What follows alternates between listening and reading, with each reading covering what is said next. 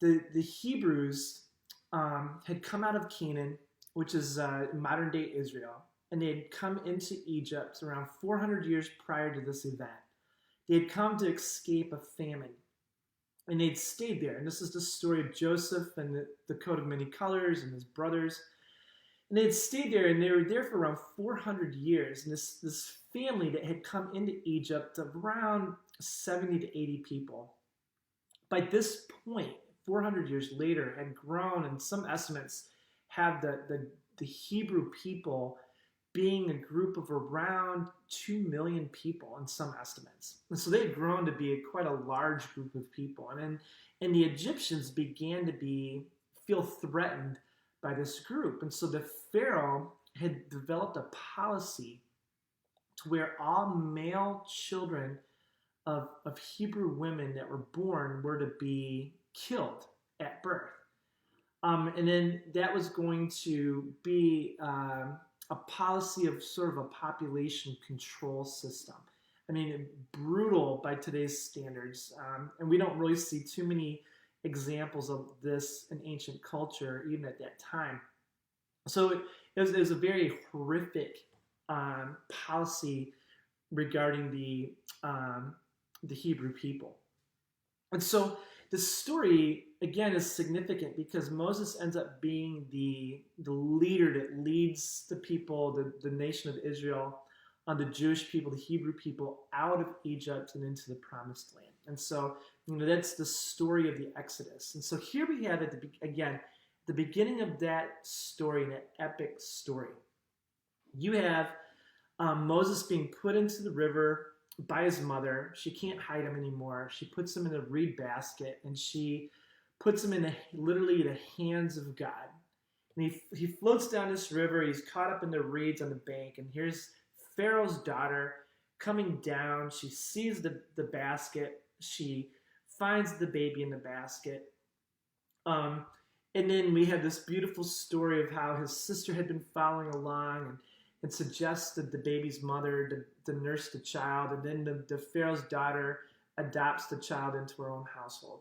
It's a beautiful story. It would make a really cool Disney movie, wouldn't it? I really do. I think that'd be really neat. So I think out of the story, there's three things that when you read this at face value, I think that are really good points to kind of draw our attention to this morning. The first point I'd like to point out is that what the story says about God. And I really think that we have to look at Scripture and any Scripture that we read and realize that God is the main character. And God is always the main character. We put a lot of emphasis on names, but really the names are irrelevant. And this is why the nameless women in the Scripture, this series, I think is going to be really dynamic, because we don't need to focus on the names. We need to focus on God. And what does this story say about God? Well, I think that what I love about it is that it talks about the Pharaoh's daughter being this hero. And what that says about God is that God is not limited to people who believe in him. He's not limited, I would say, even to our right actions. I mean, God will use and has used whomever he chooses to use. And in this story, we see one of the main heroes is Pharaoh's daughter. I mean, this is a woman who lives in Pharaoh's household, who believes in this pantheon of gods. The Pharaohs were worshipped as deity at this point. There's evidence, there's temples to Pharaoh's mothers and their wives. And so this woman would have been, would have had the potential of being worshipped as a deity. So she would have had a theology that made room for that, right? And then that's so contrary to what our understanding of God and the one true God is. And yet God uses her in this very important, significant way.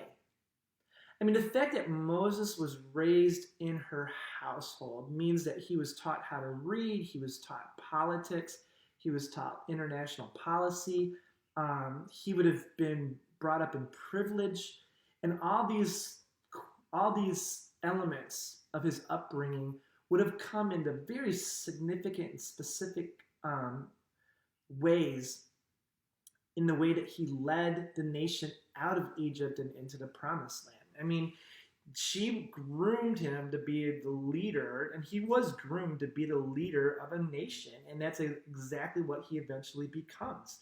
And so God uses this Egyptian woman, all right, this Egyptian woman to do his will.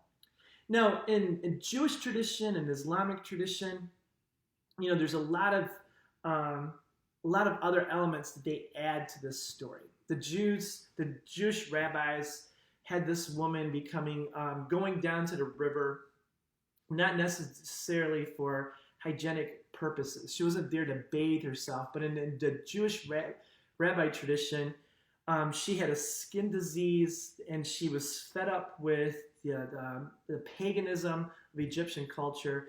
So she goes down to the river to seek after Yahweh, the one true God of the Hebrews.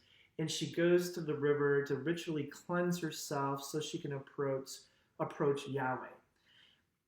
That's neat. That's an interesting side story to this, backstory to this. But unfortunately, if we stick to the text that we've just read this morning, we don't see any of that. We don't see any of those details. A lot of times the rabbis added details that weren't there, and it became part of their tradition. If we stick to the text, all we see is Pharaoh's daughter. And I think, again, that speaks directly to God and how God operates. He is not limited to us. He is not limited to our belief. He is not limited to our behavior. God's will be done. And I think it's a main point out of this story. And probably the main point out of this story is that God's will be done. And I love that. I really love that. I mean, that means that God is not limited by my right behavior. God is not limited by if I choose to do what's right. God's will be done. And I think that's beautiful, and I think that's a strong point out of this story.